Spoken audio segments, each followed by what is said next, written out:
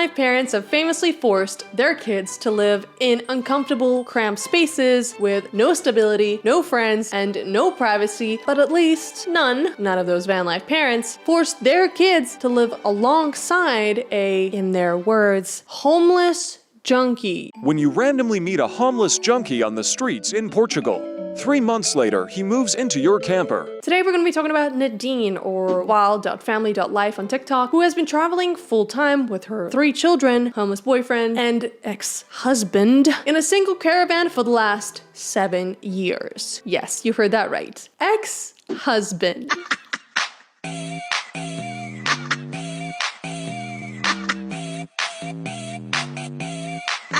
Now, I've covered a multitude of different van life families on this channel before. You should watch part 1 if you haven't seen it yet. But I truly believe that this van life family is one of the worst. So let's just start with the fact that there are 6 different people living inside a van the size of my kitchen. This is basically my son's room. We can separate that. We do it with a blanket. We should build something as well if he wishes. Or, this privacy, blah, blah, blah. So up here you see all the books, some games here. My daughter, she played earlier and she has here a box with Lego. This box is her messy box. There she just squeezes in everything, and in the evenings before she goes to bed, that's also her bed up here, she cleans that up so she has space. Now, they've never really done an official van tour, but I do have a pretty good idea of the layout from watching all of their TikToks. So what you just saw was the back of the van, which is where the 2 kids sleep, and I think there's like a little bathroom back there, and that is separated by a single piece of blanket. Privacy, blah, blah, blah. Privacy, blah, blah, blah. And then the middle has like a double bed and like a little kitchenette right next to it that I think they use as a table sometimes. And at the very front, there is a bed on top of the driver's seat, and that is where the ex-husband sleeps. Yes, the cuck bed. And when people brought up the obvious concerns for the lack of space and privacy for 6 different people, Nadine responded with, no space for 6 people in our camper. We have the biggest front yard. Lots of quiet, lonely places around to go separate ways. I don't know if that's how it works. Of course, after she posted that, more people started to get worried about how small the space is for children and how they have literally no privacy whatsoever. So little privacy, my absolute nightmare. Now, I grew up without intimacy, and I don't want to do that to my kids. They need their own space, not just a curtain. Privacy, your kids having friends, back pain, kids having depression. But of course, instead of responding to one of these normal comments about her kids, Nadine chose to respond to the weirdest one, which was about her kids experimenting. Which is like, why would you, what? Somebody wrote, when the kids get older and start to experiment with their bodies, the curtain, or the blanket, won't be enough. And this is what she had to say. I have the strong feeling that they won't do that with the curtain up. I really believe so. I'm not quite sure. Could be my children are super, super open when it comes to that because we talk about everything. But could be, of course, they want to do that behind the curtain.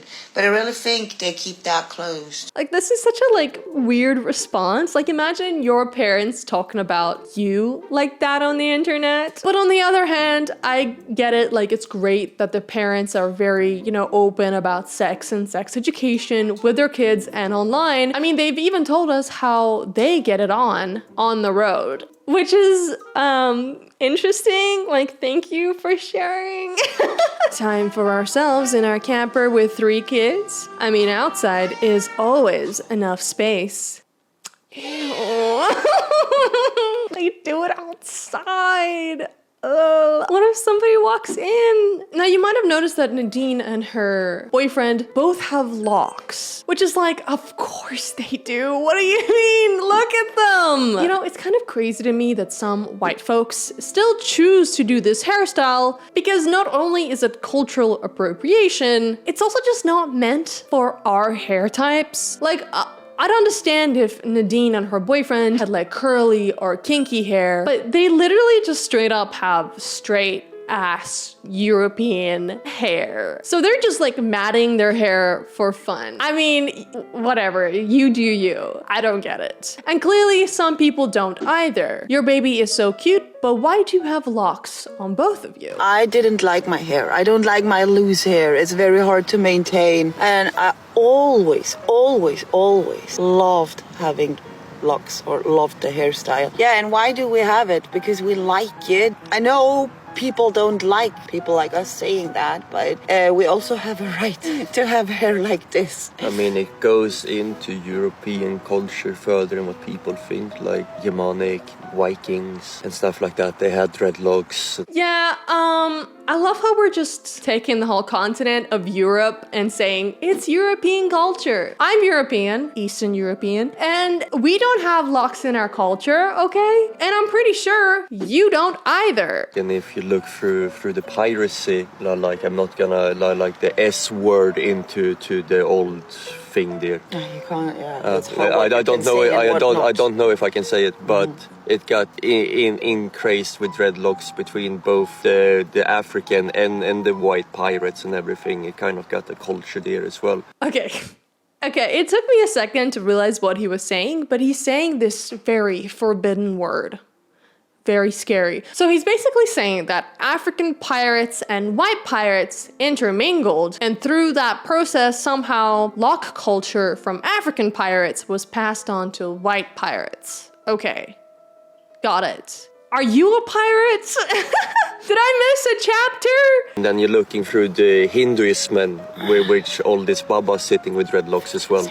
So it's different cultures. It's nobody saying it's right or wrong when it comes to dreadlocks. Always has been there for everyone. I did my research on it. Sorry, guys. Me too. So. Oh, okay. You did your research? Okay. Well, that's interesting because I also did my research and found that white people have no history of locks anywhere, okay, including pirates and Vikings.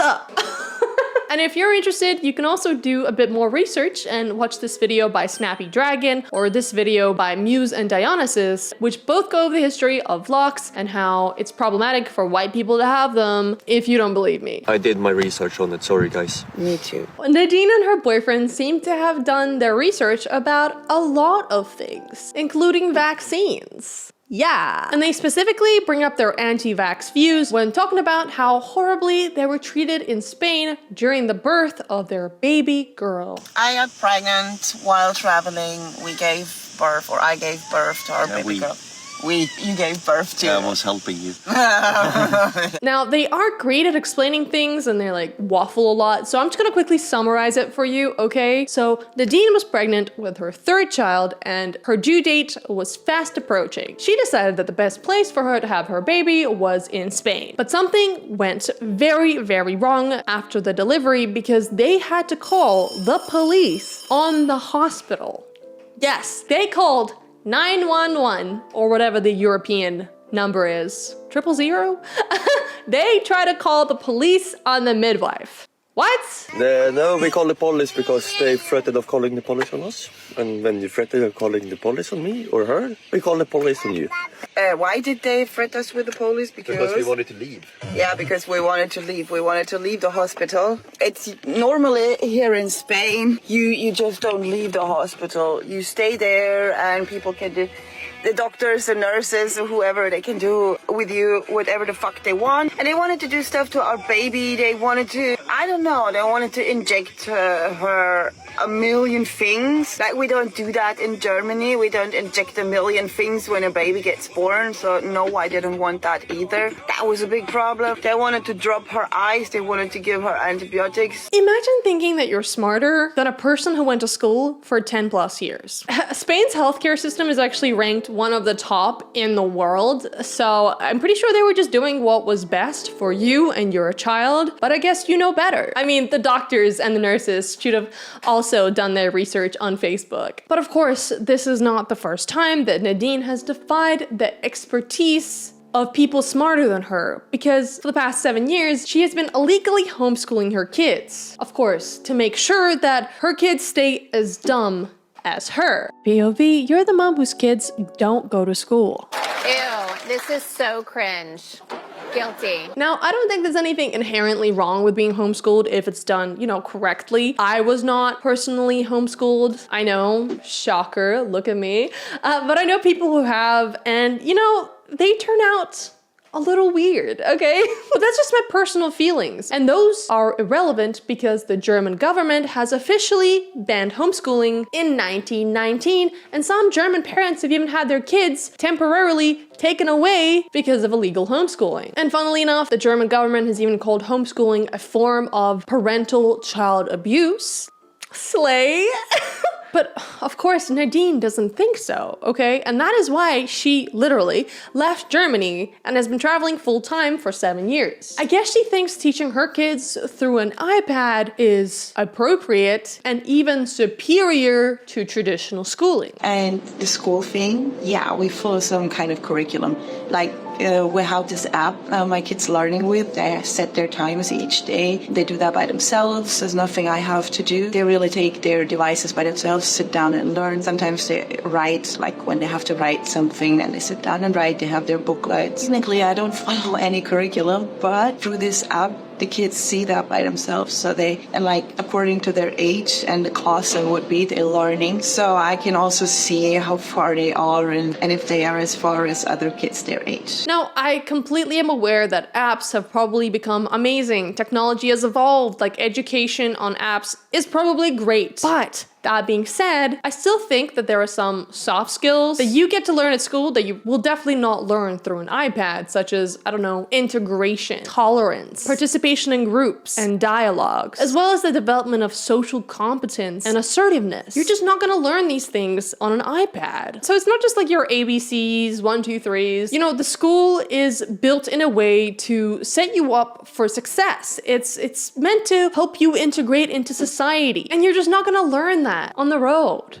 on an iPad. But of course, Nadine disagrees once again and doubles down that her lifestyle is better than yours. When they tell you you can't travel with your kids, my kids never saw a school from inside, but saw a million different places, met a lot of different people, which taught them more than spending those 6 years in school. Well, that's all good and dandy until, of course, your kids decide that they want to go back to Germany. But with the lack of education that you have provided for them, they can have a really hard time getting into university or getting a real job, okay? Because they never got formal qualifications, okay? An app isn't gonna give you a high school diploma. I don't even think they'll be able to work at McDonald's. And yeah, they might know everything that they need to know, that a person their age might know, but they never graduated. So when you put them through this illegal homeschooling scheme, you're basically setting them up for a life of failure by perpetuating this nomad lifestyle. But I guess they could just do what you've been doing before you did social media, right? Which was what? Blowing bubbles and dumpster diving? So my ex-husband and I, we started 2016. We started traveling with our 2 kids back then. We didn't have savings. We didn't have rich parents. We didn't have anything. At the end of the month, it was zero. There was nothing left. I met my actual boyfriend somehow during that time. He moved in. He sustained himself. He had his own money. So we traveled all together. And everything was fine. But at one point, they came and we had no more money, or I had no more money. So we had to be creative. And my boyfriend, he went down the streets even before, did bubbles. My ex-husband did bubbles with him. I did sometimes bubbles.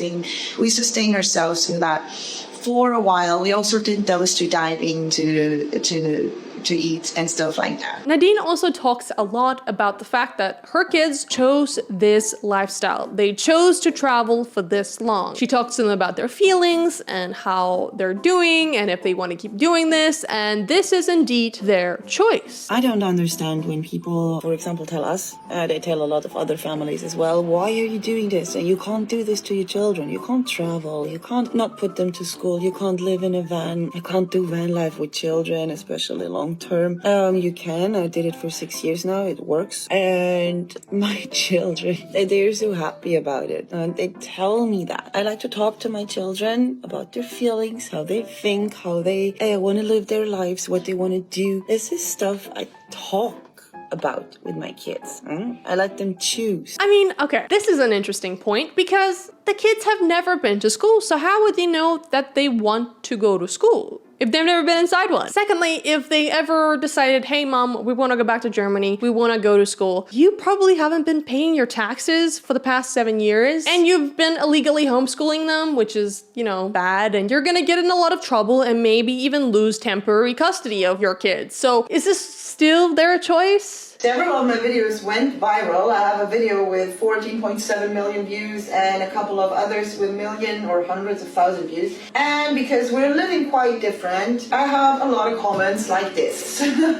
It's quite awful. I hate it. I don't like to read that BS every day. I want to tell you something. The thing is, my kids are not you, and I'm not your mom. So we are not your family. So to everyone who writes stuff like that, I'm super, super sorry for you that you wouldn't be able to live like that with your family, that you're not that close, that you don't have that good relationship. Whatever the reasons are, I don't really care. But you should maybe work on it. I think that can guarantee you, I guarantee you, you get much happier when you solve your problems, your relationship issues and stuff like that. So I'm really sorry, but like I said, you are not my kids. You can't speak for them. Okay. Yes, I am not your kid, and you are not my mom. And I don't get to live in a van. Thank God, okay?